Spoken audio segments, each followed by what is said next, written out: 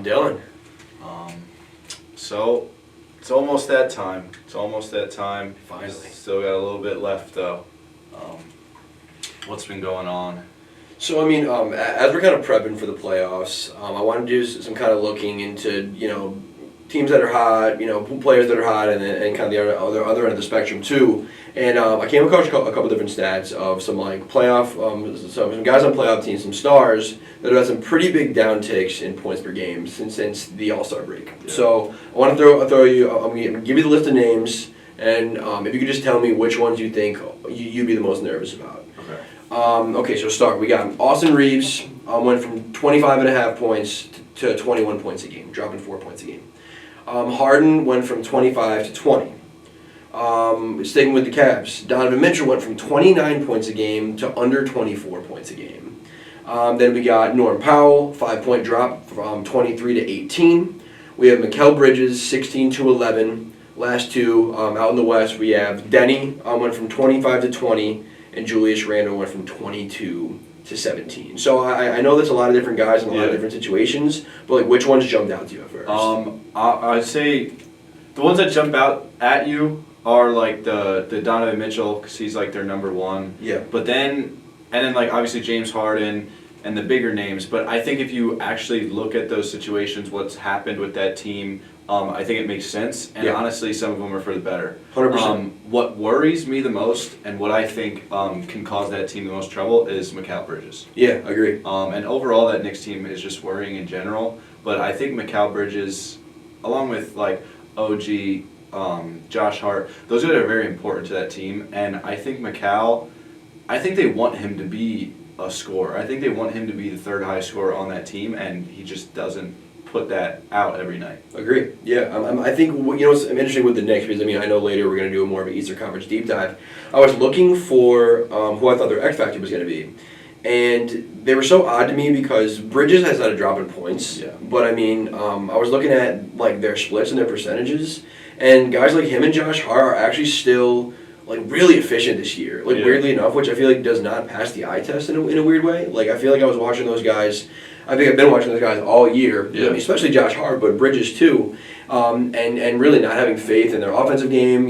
Josh Hart from three, I really didn't have faith in, but both these guys are shooting around 40% from three. Again, I know Bridges' points dropped a little bit, but like the eye test makes it look way worse than it is for them. Yeah. So now I'm not really sure how I'm feeling about them going into the playoffs because again, I feel like I want to be more down on them. Yeah. But I love numbers, and a lot of the numbers are working against me. Like this Knicks team is like top 10 in all the advanced rebounding stuff. They don't turn the ball over that much. They turn people over a ton. They're pretty efficient, but I don't know, the eye test isn't equating, and I feel like Bridges is kind of a big part of that too, right? I think so as well. I was also doing a lot of digging with this Knicks team because it's like nothing pops out at you. Yeah. Nothing does. So I was doing some digging. I just think the change from their wins and their losses is very big. Like their efficiency, and obviously it's like that's like an obvious thing. Oh, they're going to shoot better when they win. They're going to shoot worse when they lose. But I just think it's too big of a swing for a team that wants to go to the finals. Yeah, that's interesting. Yeah, I'll be curious to see who your X factor is for them when we get there for sure. For me, I took these names and I want to dig a little bit deeper. And I think Reeves makes sense. Luka's been a heater. Yeah. I think that was natural. Like someone was gonna have to, lose some of those points. That's fine. Then he was coming off some injuries. Norm Powell injured a little bit too. The Cavs stuff was interesting to me, and I did a little bit of a deeper dive on Donovan Mitchell, especially. This blew my mind. I did not expect this at all. The Cavs have actually been like 7-3 in their last 10. They've been okay. In the last 15 games, Donovan Mitchell has a negative net rating. It's pretty crazy. And their defensive rating with Donovan Mitchell, this is just in the last 15 games, their defensive rating with Donovan Mitchell on the court is 122, which would put them 1 point worse than the Wizards, 4 worse in the entire NBA. Wow.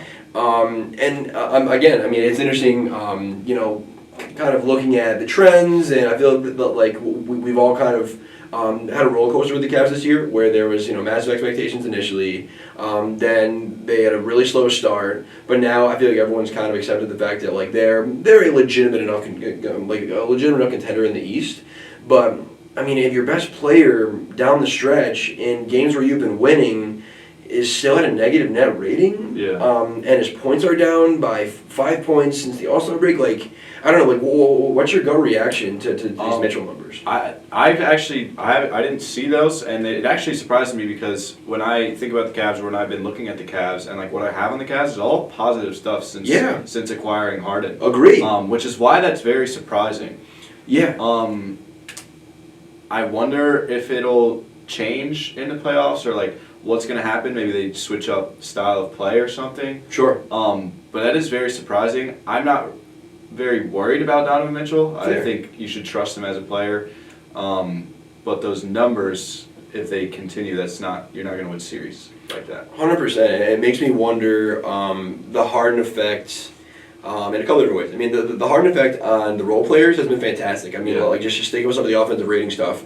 Guys like Sam Merrill and Dean Wade and Max Strus, in terms of their offensive rating in the last 15 games, would put them at the top of the league if you compare them on a team-by-team basis. So, I mean, it feels like Harden is making an impact, and even though his points per game are down 2, for him, I'm not as worried about it because more than Donovan Mitchell, he is a creator for others. Yeah.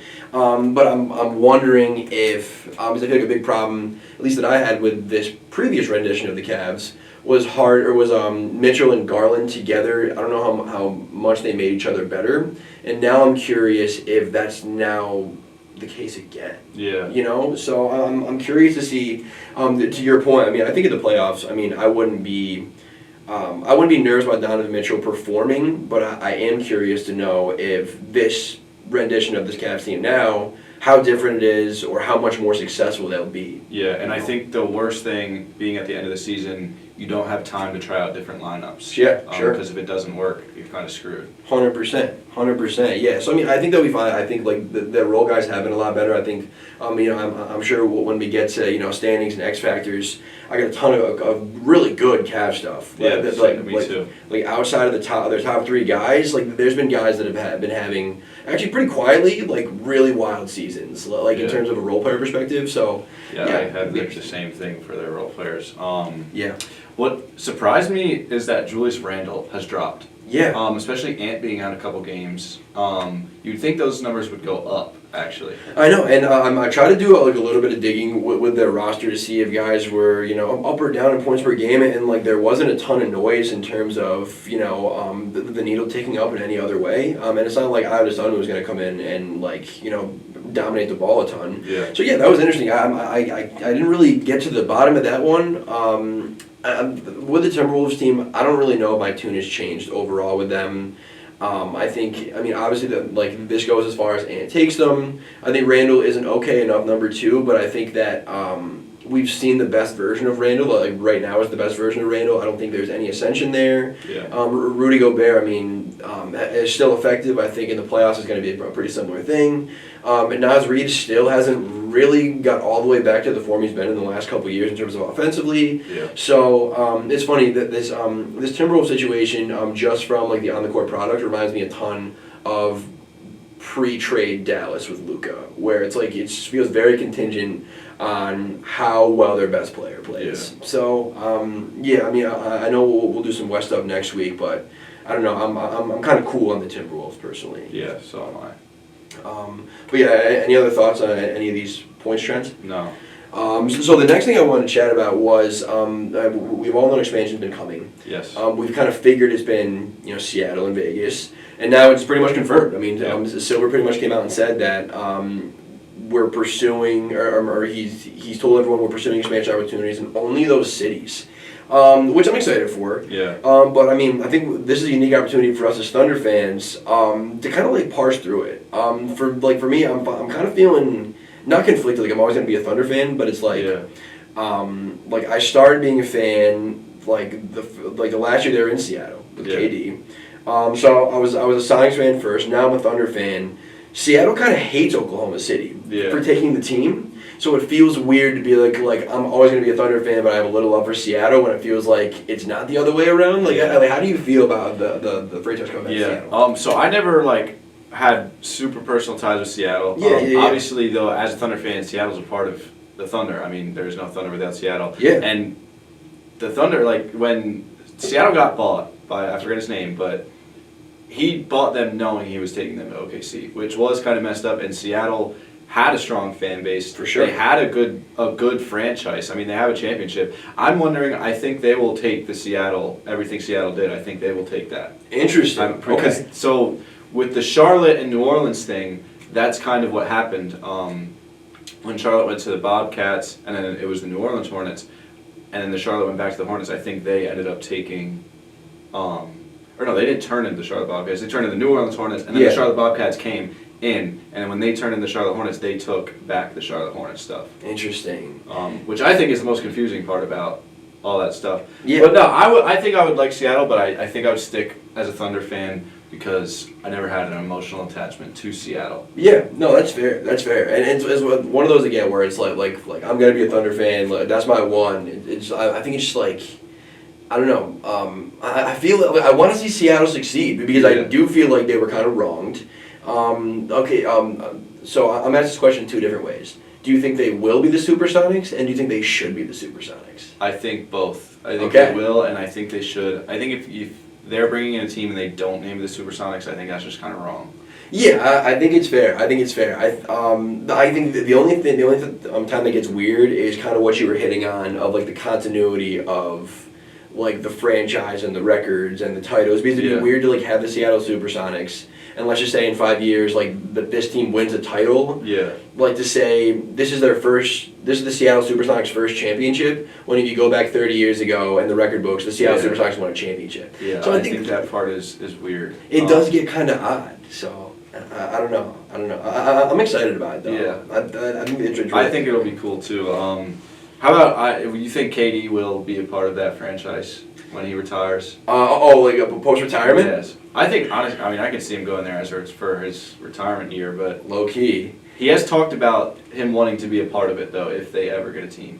You know, and this is coming from like KD's my favorite player of all time, but like I see this dude for who he is. I think that dude just wants to be loved a little bit. Yeah. I think he wants to be loved. Yeah. And I think that I think he would be loved if he came back to OKC, but I think he has too much pride to do that a little bit.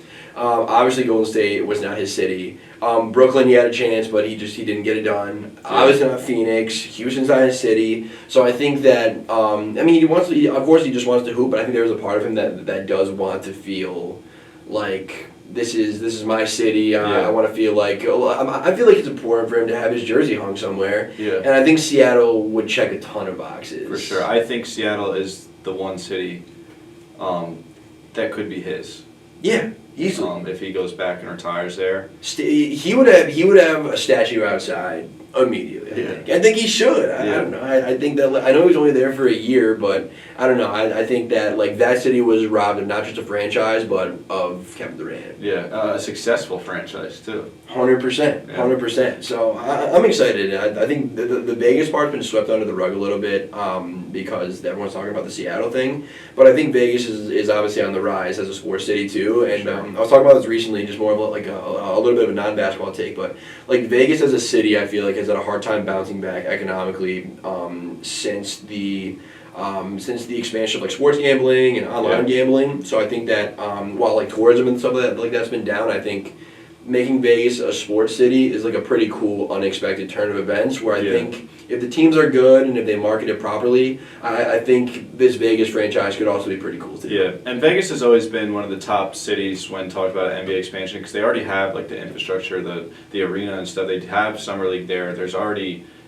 people like basketball there. Yeah, Aces are awesome. Yeah. So that helps it be a nice, men's and women's city there too. That they do a bunch of Team USA stuff there. Yeah. That they did the NBA Cup final there. Yeah. So like it's funny that I feel like the NBA has really honed it on Vegas as something that they want to develop. So I feel like this is almost just kind of like the natural progression of things. To like we're doing everything but playing regular season games here. So let's just throw a team there. Yeah, and I think that'll be fun. I think it's honestly almost more exciting than Seattle because it is truly a new team, new franchise. Agree. What's interesting is who is going to get moved to the East? Memphis.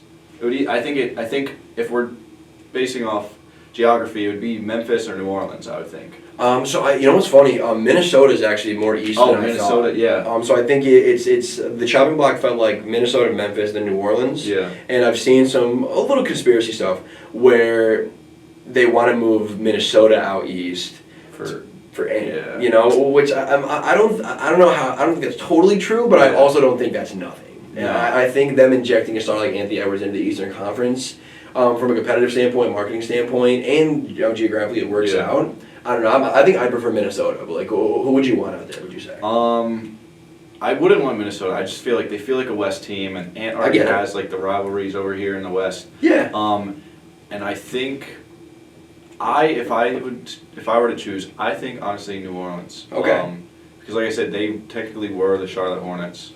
They were already in the East. Yeah. I think they could fit in the East, but also I don't know. I definitely wouldn't put Minnesota. Okay. It would definitely be between Memphis and New Orleans for me, and if I had to pick one, probably New Orleans. That's fair. It's so tough to think long term about this stuff and not associate the current rosters and scope of the league. You know what I'm saying? Because I think long term, I think I'd probably shade more with you, but like in the moment, like give me like Timberwolves Celtics in a 7-game series would be ridiculous. Yeah. So we'll see. I mean, I think they have some decisions to make there.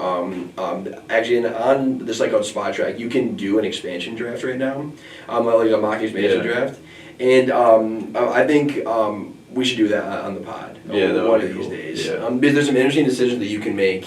Like, because there's guys, like, there's top-tier names that are projected not to be protected, like Zion and Ja and Sabonis, but there's also, like, the cap space of it all, too. So there's some interesting ways that you can do a draft that, like, one of these days we should do that. You know, I hope Vegas puts together John Zion. I feel like everybody's wanted to see that since they've been coming into the draft together. I feel like that would be exciting. You put asses in seats. Yeah, I don't know how much you'd win, but yeah, it'd be exciting. Probably not much. I wonder what the divisions are going to look like, though. Is there going to be one division in each conference that has 6 teams, or? Oh, that's it. I didn't even think of that, actually. You know, I think like maybe they cut divisions as a whole. Yeah, I guess divisions don't even really matter that much. It's more scheduling. Yeah. It's more that you play teams within your division a certain amount of times. But then, you know what, maybe, as we're talking about this, like maybe even if it doesn't happen right away, that could kind of help with the math of less games. Yeah. You know, if you go with less games and just play everyone in your conference, I don't know the math off the top of my head, maybe you can cut down to 70 and the math works out better. Yeah, because I'm trying to think, I mean, if it was New Orleans, they'd fit perfectly in the Atlantic. Because they play Orlando, Miami, they'd be right down there. But then like Vegas and Seattle would both kind of fit in Pacific. I don't know. Doesn't even matter. Yeah. It doesn't even matter. We'll see. I'm sure Adam Silver's got it all figured out. Even though I'm I have a little less faith than I used to. Yeah. But we'll see. But all right, do you want to start our little Eastern Conference? Speaking of the East, so how do you want to do this? You want to go through one, like where we think they're going to finish, or you just want to go through each team? Maybe let's do each team, and we'll do where they're going to finish, and their ceiling and floor, and their X factor. We'll kind of do a little profile of each one at a time. All right, you want to start from the top or the bottom? Let's start from the top. Start from the top. All right. I don't know if we both have the same first, but the Pistons. Detroit. Yeah. For sure. Yeah, the Pistons, I definitely have them finishing first. I have them finishing out like 3-3 without Cade. Their floor and ceiling for me in the playoffs, their floor is actually the first round. I could see them as first round exits. But their ceiling for me is the finals. I don't think they would win, but I think the finals is their ceiling. I'm with you there, bro. Already what you said. I mean, other than first round, I do have them as a second round exit floor, but I'm with you. And their X factor is Cade Cunningham, obviously. Yeah. With the injury, I know he's coming back, and they've actually been 11-4 without him, but I think the playoffs, if he's not at his best, I mean, I know players miss games and come back to 100% easily, but if he's not at his best, you're playing against high competition in round one. With the play-in teams that you have that are potentially like the Magic, Sixers, Hornets, Heat, even Raptors and Hawks are still potentially playing teams. It's going to be 100. You got to have 110% right away. So that's why I think they could lose in the first round. I think that's fair. So I mean, I did differ on the X factor. So I didn't go with Cade because I thought about Cade, I thought about Duren.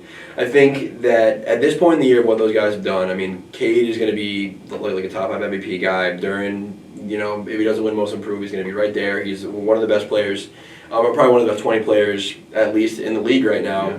So I went with Duncan Robinson, believe it or not. So the reason I went with Duncan Robinson is because that this Detroit team is the bottom 5 3-point shooting team in the league. Their best lineups when they have them out there always involve Asar and Duren, who are non-3-point threats at all. Yeah. And then Cade, who can shoot, but I think Duncan Robinson affects the geometry of their offense so much. Yeah. They're also 4 points better with him out there. So I just think that, I know they added a Herder at the deadline, who's been okay. And then, a guy like Dennis Jenkins, who has been honestly insane while Cade's been out, like 18 and 8, 40% from 3, has been good. I think that when you're looking at who we need as a shooter, a guy that outside of Cade and Duren unlocks the offense in terms of the spacing, I had Duncan Robinson. I think if that team is not able to shoot the ball, and shoot the ball well, I think that it makes things a lot tougher for Duren, it makes things a lot tougher for Cade, who is most effective on the drive. Yeah.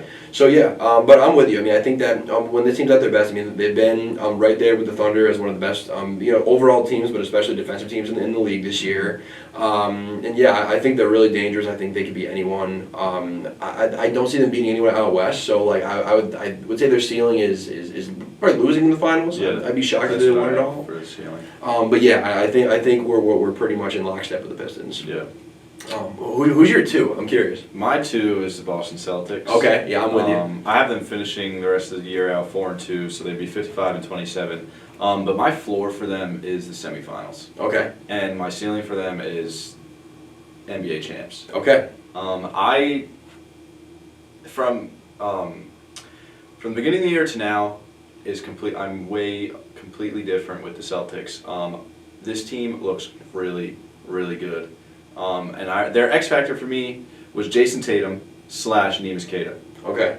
Jason Tatum, because he's averaging 29 and 4, but he's only shooting 40%. But if he keeps trending upward, this team only gets scarier. Agree. I mean, if he gets back to like 90% of his form before injury, I think they're the best team in the East. Even with them right now, they might be the best team in the East, besides the Pistons. But they don't have Cade right now. Yeah. But also Neemias Queta, because he brings so much to this team when he's on the court defensively and effort. So that's why I had him also. I like that. Yeah, I mean, I think with the Celtics, I think floor, I'm going to bump them down to second round, would be my floor. And really, I think one of the biggest reasons I say that is because before the Tatum injury last year, they were probably already going to lose that series to the Knicks.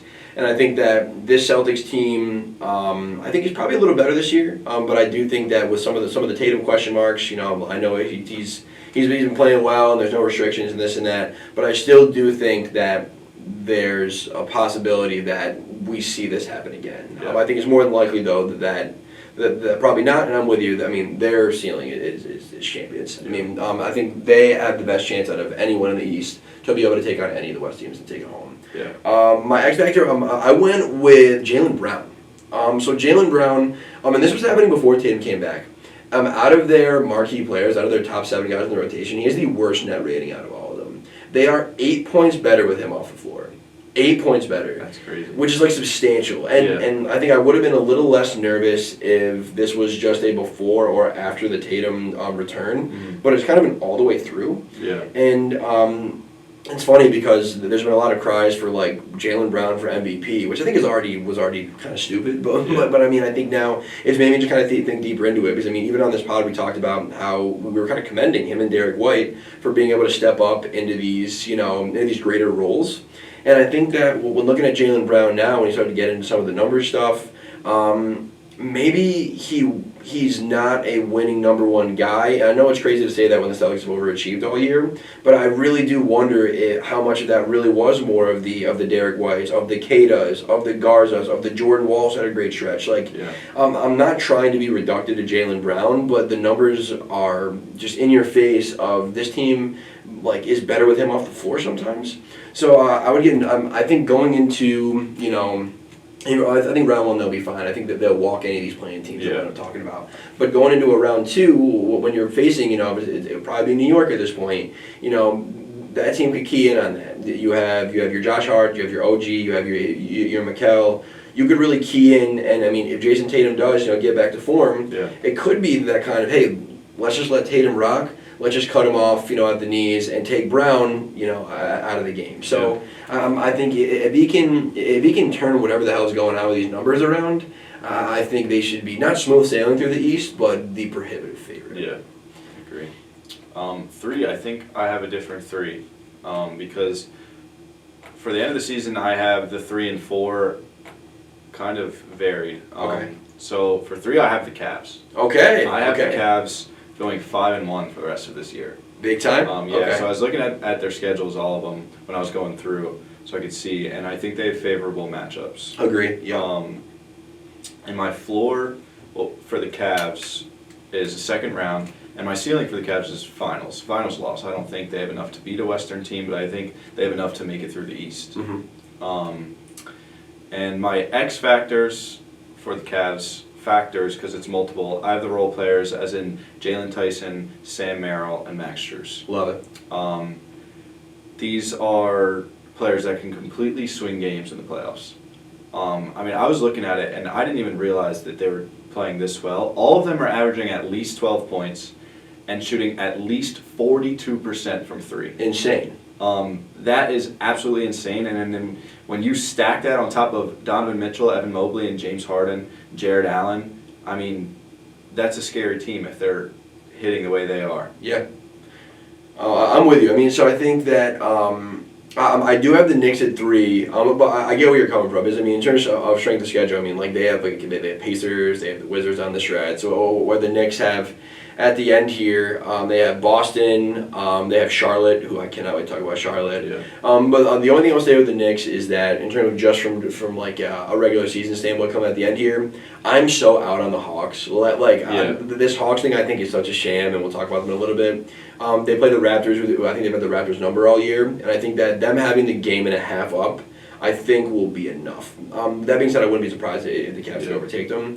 But yeah, with the Cavs, their X factor, I have Jalen Tyson. For all the stuff that you said, and I think with Tyson, another thing on top of that is, he's going to be taking probably the toughest defensive matchup in terms of the wings all playoffs. Yeah. He's going to get Cade. He's probably going to get Tatum. For the Knicks, he might even be on Brunson. So I think that, if he can continue to shoot, 45%, like he's shooting, and then play the defense he's playing all year, I think him right there, he's such a big swing. I think with the Cavs, I think with the way the matchups shake up, I think they actually get out a little lucky with the 4-5 matchup if things shake out I think. Yeah, honestly, if you're the Knicks or Cavs, I think you want to end at 4. Yeah, agreed. Yeah, because I know we'll talk about it in a second here, but if they grab Atlanta, I'd rather have Atlanta over honestly any of the Philly, Toronto, Charlotte, and then 9-10 maybe, but I would rather have Atlanta than any of those teams. Yeah, so. for sure. Yeah, and then I think ceiling. I'm gonna go Eastern Conference Finals. I think that James Harden is a prove-it guy to me. The Donovan Mitchell numbers honestly are the biggest swing for me. Because if you asked me a couple days ago before I did the prep for this pod, I would have been with you and said finals. Yeah. But the Donovan Mitchell stuff that made me just nervous that this is going to be the same old show, just with a little bit different pieces. Yeah, I wasn't really aware of that. I don't know why, I just really like this Cavs team since they got Harden. Yeah. They're 16-6 since they got Harden. They have been good. And what was crazy, this was a big swing in their play style. They went from 8th in pace before the All-Star break to 25th, which is just around when they got Harden. Mm-hmm. But it's working. But I guess for Donovan Mitchell, it's not. Yeah, exactly. Yeah, so it's interesting. And this Cavs team, I love thinking long term and big picture. Yeah. I wonder what their feeling is. This is obviously not a make or break season, but it will get to a point where Harden's already 35, 36. Yeah. Donovan Mitchell is not a young pup. You have Evan Mobley, who is absolutely should be the cornerstone of their franchise. But I'd be interested to see how they retool in the future. But a conversation for another day. Yeah. So you want to talk some Knicks now? Yeah. So you had Knicks finishing 3rd. Yes. Okay, and then I have the Knicks finishing 4th because I have them actually going 2 and 3. Okay. For the rest of the year. I get it. But I could easily see them winning some of those games and finishing 3rd. But my floor for the Knicks, is actually the first round. Yeah. But my ceiling is they could be NBA champs. Like, Yeah, I like that. That's just how I felt about this Knicks team all year. I mean, in the beginning they were my favorites, but then like mid-season, end of season, and now it's just like you don't know what you're gonna get out of them. Yeah. It's so weird. And I couldn't, like we said earlier, I couldn't figure out what their X factor, who it was gonna be. Toughest one for me too, for sure. Yeah, but I've always thought Cat can be so good, and that's why I put him as the X factor, because if they can just get like 100% offensive output from Cat, I think that changes any game they play. Yeah, I agree. He's so skilled. It's just they don't get what Minnesota got out of him. I don't think. As not as much at least. But also I did find one thing, because I had / OG Anunoby. And I thought this was very interesting. How I was talking in their wins versus losses. In their wins, this was the biggest swing in points and shooting percentage was OG Anunoby. In their wins, he averages 18 points, 53% from the field, and 43% from the three-point line. Okay. But in losses, he's averaging 13 points, 39% from the field, and 28% from three-point line. Oh my God. And that is like by far the biggest swing out of any of their players. That is kind of wild, actually. I wonder, like, if, like, in their losses, it's like their losses are a product of his play, or his play is a product of the losses. You know what I'm saying? Like, that is like a significant swing. Yeah. Interesting. Yeah, I always have kind of wondered about them as you get past the Brunson and the Cat of it all. Like, who else is putting the ball in the bucket? Yeah. And I think, like, I guess, we were talking about Bridges before. It was not going to be Bridges. Maybe it doesn't have to be OG. And does that bode well if you want to win a championship? I don't know. That's interesting. But I like what you were saying about Cat. And in terms of ceiling and floor, I have the same. I think they could be out first round, especially depending on some of the seeding. Like, if they see Philly at the wrong time, or God forbid they see Charlotte, we'll see. And I think they could also be the champions. What you were saying about Cat is why I picked Mitchell Robinson as my X factor, because I think that the way that Mitchell Robinson's utilized allows Cat to do either more or less. Because I think that if you can get Mitchell Robinson out there, like, let's just say that they play the Sixers in the first round, you're playing Mitchell Robinson against Embiid. Cat can save some energy for the offensive end, and then he's being guarded by an Oubre or a Paul George. As opposed to, Cat has to defend Embiid on defense, and then has to play offense against Embiid when he's on the offensive end. So I think that Mitchell Robinson, a little bit for what he does, but also how he affects Cat, I think that's why he's my X factor. And then, Robinson, obviously an elite rebounder, but he affects the spacing a little bit, especially, Brunson, loves to get inside. We have a guy like Mitchell Robinson, he's either blocking the lane, or he's outside the lane with a defender that's not going to come out and defend him, so it clogs it up a little bit, and he can't really play perimeter defense. So I think from both of what he brings to the table and what he doesn't bring to the table, as well as him in reference to Cat, I think that's why I'd have Mitchell Robinson. Yeah. So I think they definitely have some interesting decisions, and I think that they did make some good some additions. Like, Alvarado's been playing well. They've also been getting a lot out of that young kid there, Diawara there. So I'm really interested to see what Mike Brown does with the rotation going into the playoffs, because I think that talking through it now, to be honest, I think Mike Brown probably is their overall X factor, because I'm interested to see what the rotation looks like. Yeah. But we'll see. Yeah. All right, it gets interesting now. Now it does. For 5, though, I still have the Hawks. I just think for the rest of the season, I don't think the rest of the teams have a super favorable end of season, enough where they could swing above the Hawks now. They have a 2-game lead, I think it is. Game and a half over Philly and Toronto. Yeah, but so I have them going 2 and 3, potentially 3 and 2. But still finishing at 5. My floor for them, though, is the play-ins in case somebody does swing. Yeah. But my ceiling for them is the first round. I don't think they make it past the first round. Agree. My X factor for them, though, is Jalen Johnson. Just as simple as their best player will decide how many games they win. Yeah. And I looked at some numbers for them, because I was like, why are they so good? And why is he so good? But so since February, they're 13 and 2 with him when he has 20 plus points.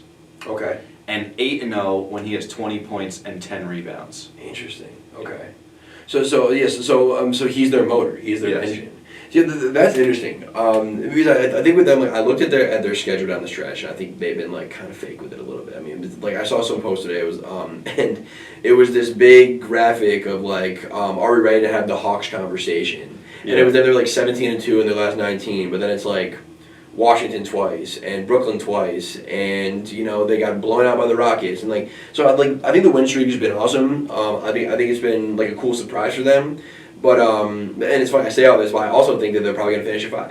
I think that I think if we're projecting standings, they're 5. But if we're projecting, who I'm most afraid of, out of the 10 teams that are going to be in the playoffs or playing, I'm going to be honest, I think they're my 10. I think I am the least afraid of that team out of anyone. It's them or Miami for me. I would put them at 9 above Miami. Yeah, I think. Yeah, because Miami's been absolutely terrible on the stretch.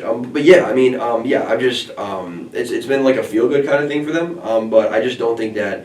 I think the roster falls off a ton after you get past Jalen Johnson, Alexander Walker, and then I know Kuminga's been okay, but but I think that I have my X factor is Alexander Walker because I think what he did on the last pot of the pot before in his last 15 he's been shooting like 50, 50, 90 and averaging 24, which is awesome, and I'm just curious if he can keep that up. If he can keep that up, I think they'll make it in to the Final 8. But yeah, I'm with you. I mean, I think their floor is they do not make the playoffs. I think there really is a world where they could drop to 7 and they could grab Charlotte in that first game, and then they could grab Orlando in the second game, or the Heat. The Heat and the play-in are gods sometimes. So and I don't think they have a chance to be absolutely anybody. So yeah, I don't know. I think out of the Hawks, I think I'm the least interested and the least scared of them out of any of the teams we're about to talk about, pretty much. Yeah, for sure. I agree. Now it'll for sure get interesting. Yep. For 6, I have the Raptors. Yep. I unfortunately do. I want to do the Hornets so bad. Yeah. But 2 games is a lot to make up in 6. It is. So. And I have the Raptors going 4-2 in their next couple of games. I think they also have some favorable matchups. I know they play the Knicks, I'm pretty sure, and they play some good teams. Knicks, Boston, Heat twice, Brooklyn, Memphis. Yeah. But I think they might steal one from the Knicks. What I had was them losing the Celtics and splitting with the Heat because that's just somehow it usually happens when teams play. But my floor for them is the first round exit, and my ceiling for them is the second round. I think they could get a favorable matchup and make it past the first round. Sure. And also I think if they do fall into the play-ins, I think they make it through. Yeah. My X factor isn't a player. Ooh, interesting. I like it. What is it? It is if they can keep this style of play. Okay. So I was looking at their numbers. They're 6th in points off of turnovers, 1st in fast break points, and 5th in points in the paint. And on the other end, defensively, they're 5th in opponent points off turnovers, 2nd in opponent fast break points, 8th in opponent second chance points, and opponent points in the paint. Interesting. Well, I think that's just like an unorthodox way in today's NBA to succeed. It's weird, but it's somehow working for them. Yeah. I just don't know how sustainable that is in the playoffs when you're playing a good team 4 to 7 nights, 4 to 7 games. I agree. I think a big problem with them that I have is that to your point, when in the playoffs it comes a lot down to coaching and it's adjustments night to night.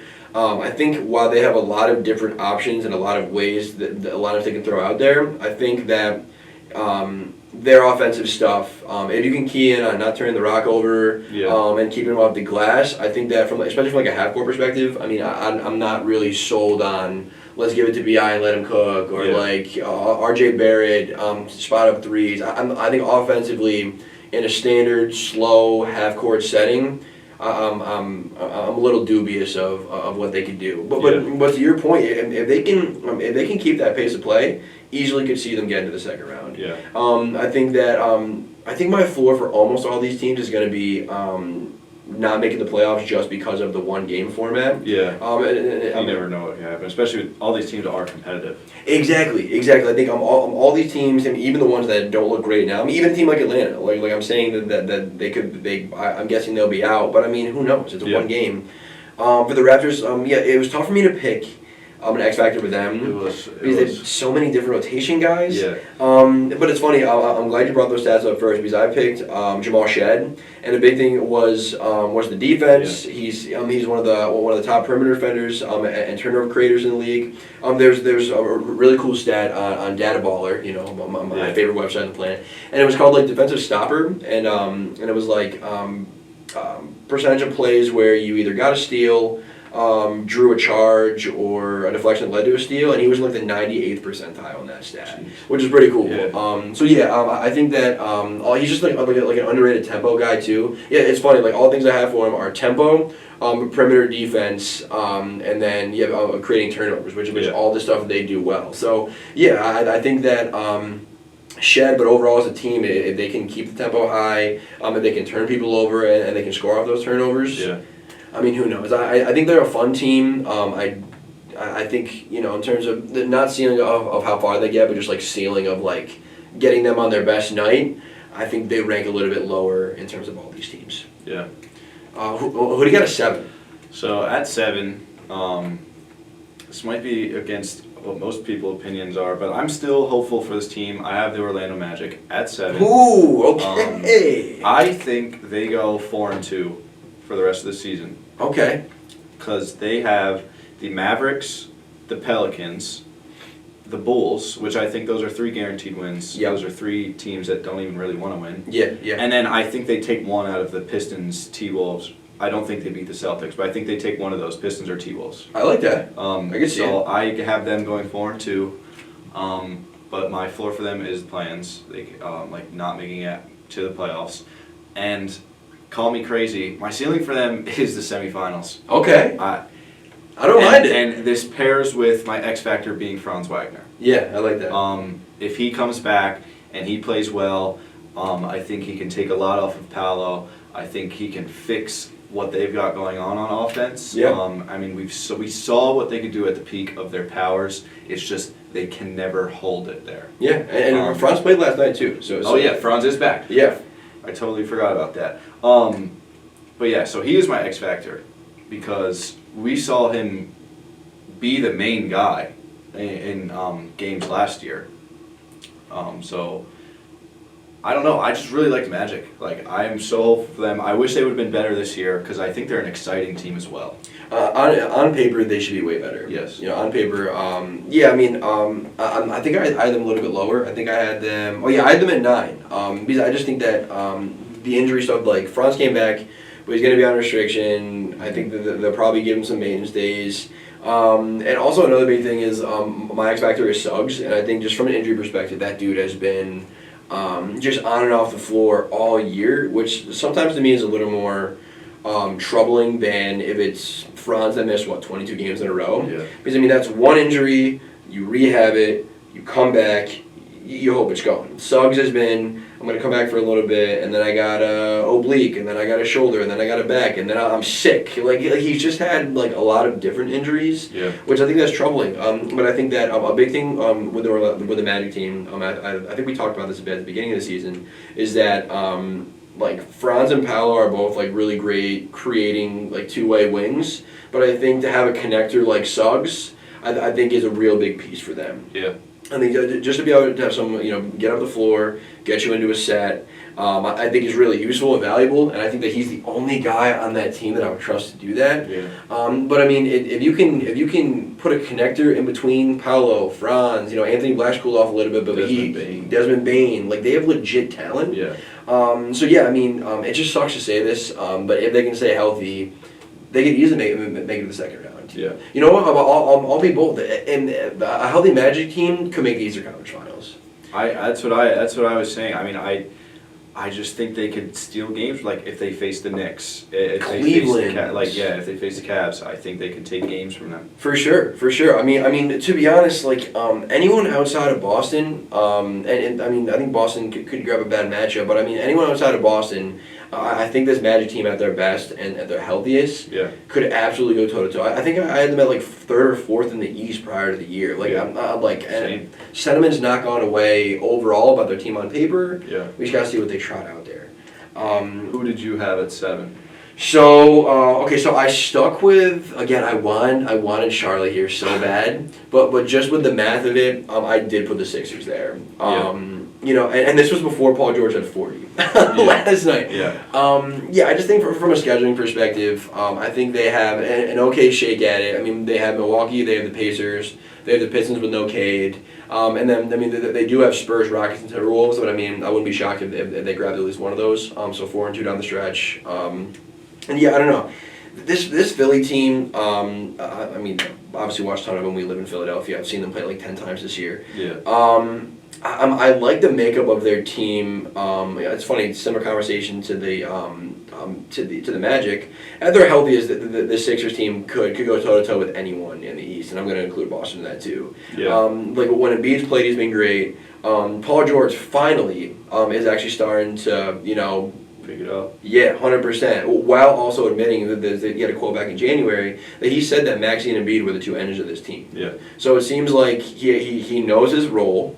If he can get his feet under him, I think at this point he's probably got to know that the optics of him as a player, like from the media or fans, people are probably down on him, but I don't really think that matters. I think if he can come out and produce, knock down shots, and just fill that wing spot that they've really needed all year. Like, listen, Dominic Barlow and Justin Edwards and Quentin Grimes have been like really fun, but you need a real win in the playoffs. And VJ has just been great. I think the thing with VJ that I've actually been pumped about this year and really interested is that he starts off night one with like the greatest scoring night as a rookie, a debut in NBA history. It's his defensive stuff I've been really excited about. He takes the toughest perimeter defensive matchup every single night, takes the load off of Maxey. So if you can get Maxey firing on all cylinders offensively, you get Embiid in there doing his stuff, you get Paul George in there, the defending wings, knocking down threes, and you get VJ guarding the other team's best perimeter defender. I think that team matches up pretty well. Like if you map them onto all the other Eastern Conference contenders we've been talking about,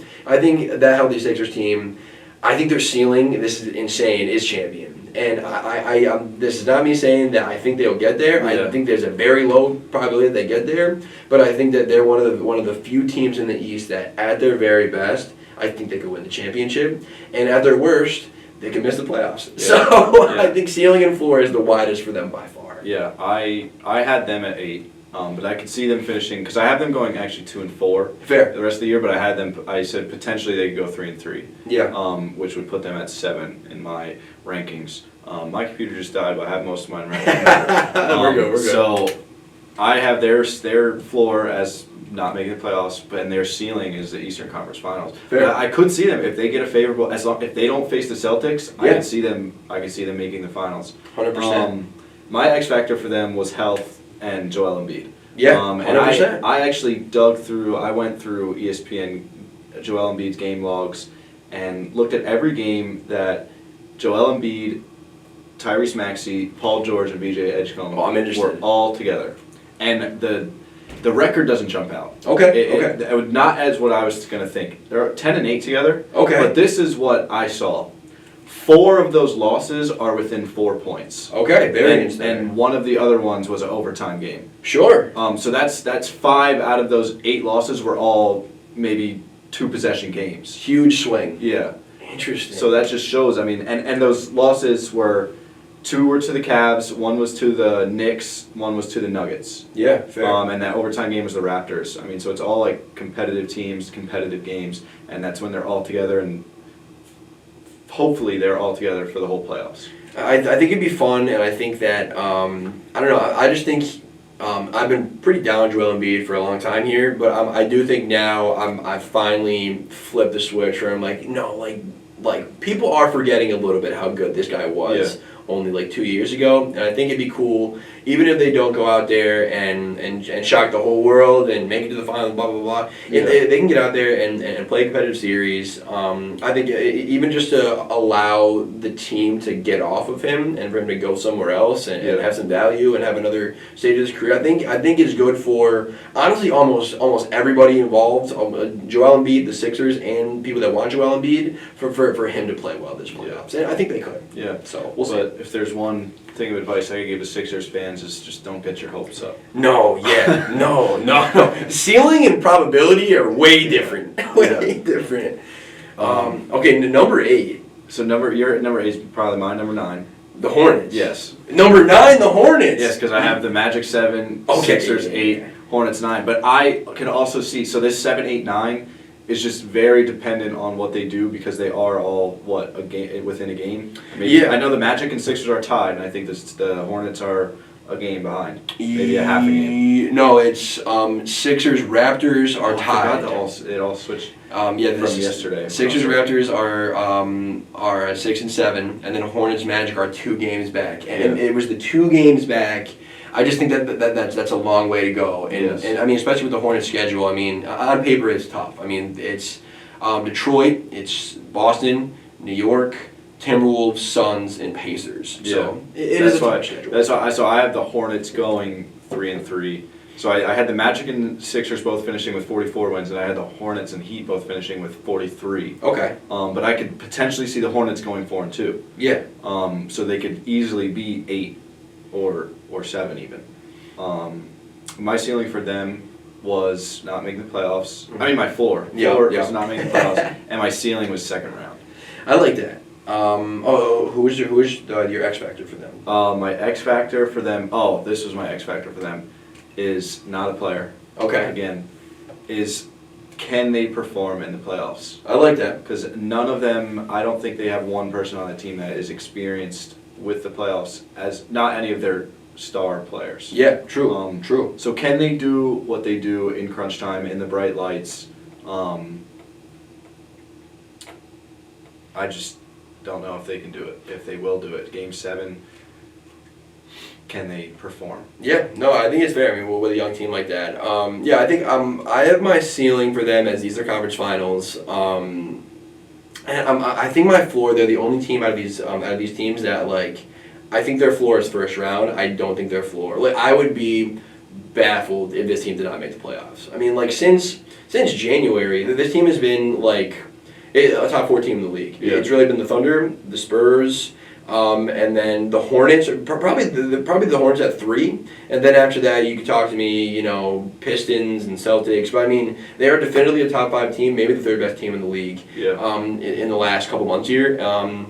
And everyone's been healthy. Knippel is in terms of the numbers the best 3-point shooter in the league this year. Yeah. Diabate, great on the glass. Like Brandon Miller has become like an elite, efficient scorer. I think this team can beat anybody. They're defending.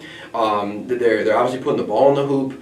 I just think that even down the stretch here, I know their schedule is tough. I think they beat Detroit. I think they maybe lose to the Celtics. I think they go 5-1 down the stretch, which I know goes against me saying that I think that they're going to be 8th. But like, I think this team this team just makes it in. I would hope that honestly for them, I hope they get to 8 or 7 at least, because I know how good they are, but just being 9 and 10, being 1 loss away, playing the Miami Heat. Now you want to be. They can totally will through a game that they're not supposed to win. Easily. But we've seen them do this. We saw them do this and then make the finals. Yeah.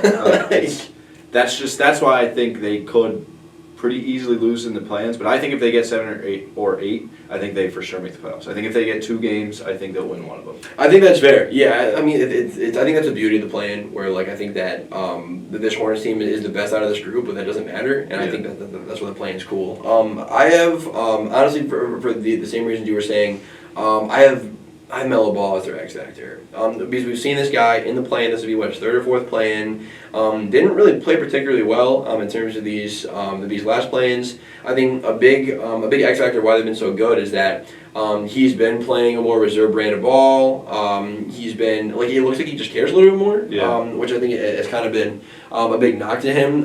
And I mean, it's not that they'll go as far as he takes them, but he could absolutely anchor them and bottom them out. For sure, and I think in the playoffs when it comes down to it, he is the guy on that team. Yeah, no, I agree. Totally agree. Yeah, I love this team. I want to see them in a playoff series. Even if we only get them for 4 games against the Celtics or 4 games against the Pistons, I just think I want to see this team naturally progress into something real. Because this is a team I can see where if you get them against Boston or Detroit and they lose in 6 games, I think that means something. Yeah. I think that's the natural progression of things where we see with a lot of these teams, whether it be your Thunder from a couple years back or your Rockets from a couple years back. Like, these teams need to get into the playoffs, take their licks, and then a lot of times they take big jumps. I mean, look at the Pistons last year. Exactly. I mean, this team could easily be the Detroit Pistons of next year. Like, if you sat there and told me that this Hornets team and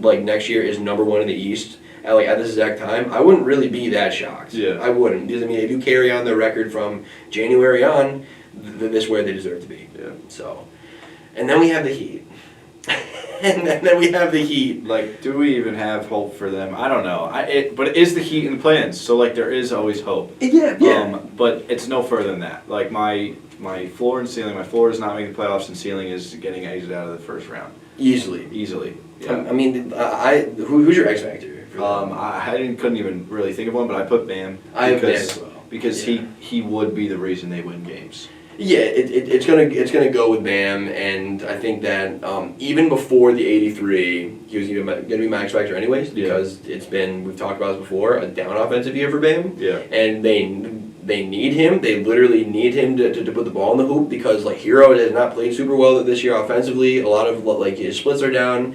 I mean, if you want to rely on Jaime Jaquez and Norm to go out and give you a majority of your points, that's great. But you're the best player on the team, so let's get some more from you. So this is the lowest on the Heat I've been in a long time. For sure. Unfortunately. And when I was looking through the Heat, I was trying to see where are they the most successful. I went through each Bam, Norm, and Tyler Hero, and I looked at what's their record when they are the leading scorer. Mm-hmm. And Bam was 16-9 as the leading scorer. Tyler Hero was only 6-4 because he hasn't played as many games. Mm-hmm. But Norm, I think, was around 11-10. Fair. So they're the most successful when Bam is the leading scorer. That makes sense. Yeah. That makes sense. Yes. Talk about a team I'm curious about their future. I mean, I don't know. They don't really have a ton to give or a ton going for them. Yeah. So I mean, this might be the last hurrah of this rendition of the team. I wouldn't be surprised if there was some movement. Yeah.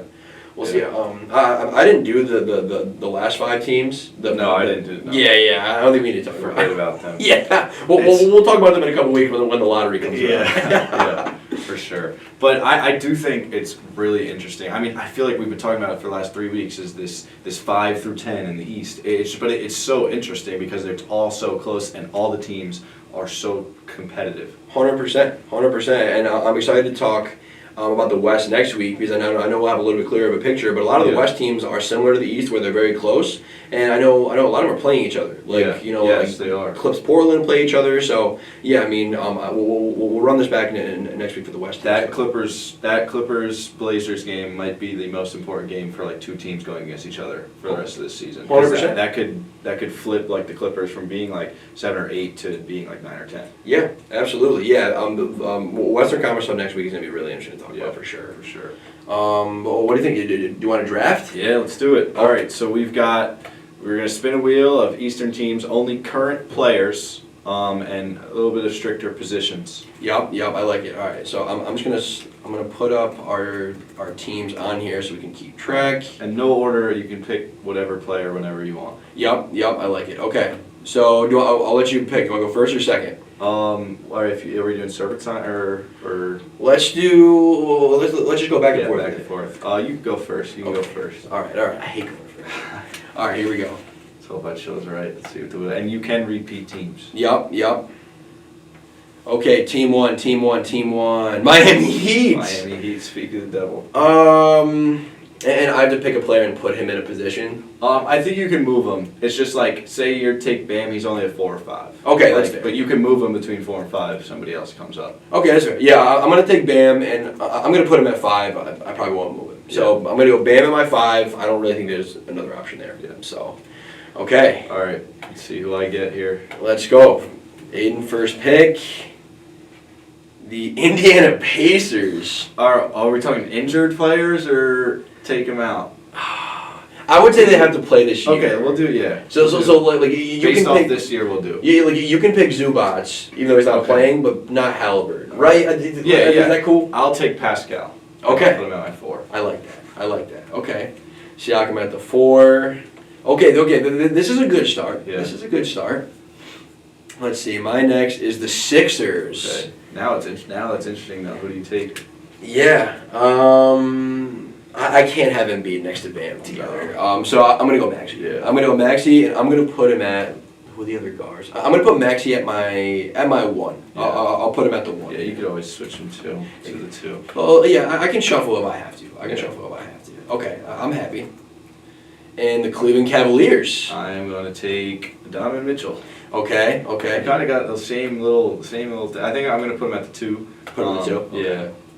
Okay. I got the same. You got Maxey and Bam, and I got D-Mitch and Pascal. So Yeah. It's like the same players. Yeah, this is I think this would be a good matchup at least off rip.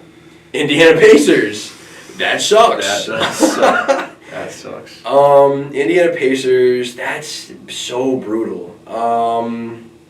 I'm gonna go with, because I don't want to put Zubats next to Bam either. Let's go with Aaron Nesmith for some 3 and D. I don't feel great about it. Yeah, I don't hate that pick though. That's who I would have took. I think he just fits. I think you could put him on any team like that. So Yeah. whatever. And if I need 7 threes and a quarter, I've seen him do it. So Give me somebody. Toronto. Now that's tough though. Okay, you 'Cause go there's- a lot of ways with that. There is a lot of ways. And I'm actually taking BI out of it.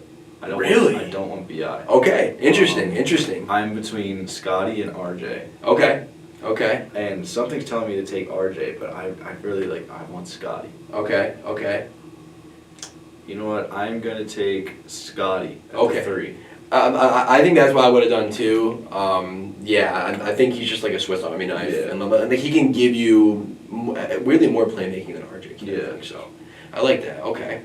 All right, so I have Maxey, Nesmith, Bam. You have Donovan Mitchell, Scotty Barnes, and Pascal Siakam. Yeah. Okay, and you're shooting guard in a 4. Toronto Raptors. Jeez. Fuck, I want Scotty Barnes. Okay. You know what? Sucks. Let's go big. I'm gonna go big in my guard spots. I'm gonna put Bi at my 2. Okay. I do not like RJ Barrett at all. I like Really at all. RJ, but I just don't know. I don't know. Yeah, listen, I get it. You don't gotta explain to me. Atlanta Hawks. Oh, I can't even take Jalen Johnson. Interesting. I'm gonna take Nikhil Alexander Walker. I think he I'll fits- bump Spite up to the 1. I guess it Okay. doesn't matter. Yeah, They'll fair. both be combo guards for me. I think he fits well with your team. Yeah. I think he's a great defender. Like him and Scotty are good defenders, Yeah. and he can score the rock. Yeah, I think we got good 2-way guys, and they all can play offense very well. Yeah. So. No, I needed that Oh my Celtics. gosh. I needed that Celtics. So we had a 6-man. Yeah, they want to do a 6-man? Yeah, we'll add a I'll add a 6-man. 6-man. Okay, so Because 3 Raptors is. that's so bad. Because if I had to, I would have picked Colin Murray Boyles, but I don't want to do that. So I'm gonna pick. I should just pick RJ Barrett. I'll put RJ Barrett my 6-man. Let's pray that the Raptors don't come up again. Bro, that would be so bad. Okay, RJ Barrett's my 6-man, which I hate, but. All right, give me Celtics, Knicks, or Pistons. Come on. Okay, let's see. Orlando Magic. I mean, I could take Wendell because I'm gonna need a center at some point. But Yeah. it's terrible. I can't. I gotta take. I think I'm gonna take my 6-man in. Let's grab Paolo. I think that Gotta makes think, sense. yeah. I think that makes sense. I think he can come in and be more of a playmaker than a scorer. Yeah, sure. Okay, I need a wing. The Washington. No, this is fine. I'm gonna go Sar. I'm gonna go Sar. Yeah, that's a good pick. That's one of the better centers you can get out of the East. Or wait. Like, can I pick Anthony Davis? He hasn't played for them. Oh, but he hasn't. You know what? He hasn't played for them. So No, you said you could take Zubac, so I guess you could take AD. Okay. Then I'm gonna pick AD. All right. I'm gonna pick AD. You know, a little bit of a gray area with the rules that I'm totally gonna take advantage Let of. it slide. You got the Raptors twice already. So. Yeah, I'm starting Aaron Nesmith, so like I need something there. Okay, so All right, I need a center. you need a center. Let's get the Knicks here. Knicks or Pistons? Durin here would really complete your roster in a pretty wild way. I think so. Cleveland Cavaliers. Oh, I'm You're going to good. take Mobley, though. Yeah. I'm going to take Mobley at the center. Yeah. Oh, my team is defensively, that starting lineup, if I keep Paolo on the bench, So you have Alexander Walker, Donovan Mitchell, Scotty Barnes, Pascal, and Evan Mobley. and then with Paolo off the bench. Yeah. Bro, and I have Maxey, B.I., Aaron Neesmith, Anthony Davis, Bam, R.J. Barrett. Yeah, I think your team wins probably in 5 games in the series. Yeah. I think we steal one. I think we so. do. I think you steal one at home, too. Just The wheel. Yeah. The wheel. the wheel ruined us on that one all-time draft that we'll have to do again because we got the Jazz like 3 times there. Hopefully the West next week is better. I think down the board there'll just be a lot more talent in the West. For sure. Like if I get the Utah Jazz 3 times, I can work with 3 bench players. You know what I'm saying? Where the Raptors are literally like a playoff team, and like, it was brutal picking guys in their roster. Oh, all right, that was good. That was fun. Yeah, it was fun. That was good stuff. We'll see how the season finishes out and who is right and what shocks everybody. Yeah, we'll have some West stuff next week. We'll do the same thing for the West. Yep. And then we'll have to look at the timing. Like I would love to get in like a predictions pod. Yeah. And like seeing how our predictions came out like prior to it starting. We'll have to check the dates or whatever. Yeah, we will. But all right, do you want to do a random hooper? Oh yeah, I wasn't even thinking about this. I don't have one in the chamber right now either. Let me quickly whip up something here. Oh, I got it. Okay. Jared Bayless. Jared Bayless. Yo, you know what's funny? Jared Bayless had this weird thing of like everyone was like, oh, he's gonna be a really great coach when he retires. Yeah. I haven't seen that dude since. No. He's been off the grid. Okay, random hooper. Let me go with. Damn, I usually have one queued up here, and So do I. right? Like I don't have one today. All right, this is gonna be the worst random hooper I've had because he went second in the draft. I'm gonna go Evan Turner. Evan Turner. Player of the Year, Ohio State. Yeah. Thought he was gonna be way better. I think he was. I liked Evan Turner. I think he was before his time. I think in today's NBA he would have been like a 12, 13 year guy. Yeah, for sure. But all right, there it is. Thanks for watching. Swish Happens.